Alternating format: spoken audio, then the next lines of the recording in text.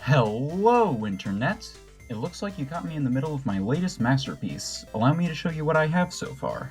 Art has been a part of humanity for as long as humanity itself, and it's taken on many different forms, from painting and sculpting to different experiences entirely, such as music and film.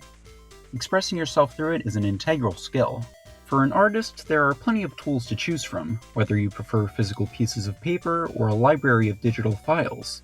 A good piece of art can truly come from anywhere. Anywhere. Yes, video games can be a form of artistic expression not only through making them, but using them as tools. You might be familiar with things like MS Paint, but did you know you could do this sort of thing on an NES? Well, sort of. I've briefly discussed Videomation before, and for the hardware it's really impressive. You've got all the basic tools for a drawing program, along with little stamps and animated characters you can add to your pictures.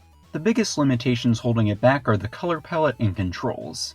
If you're clever, you can make do with the colors, but moving around the cursor with the directional pad can be a pretty big hurdle. And I can't find any redeeming qualities for this one. 2 years later, we got Color a Dinosaur, which is somehow more limited than Videomation in terms of what you can do. You can pick a spot, and you can fill it in. That's literally it. I mean, you can't say it's false advertising. Something like Mario Paint is probably more of what you think of when this kind of game comes to mind.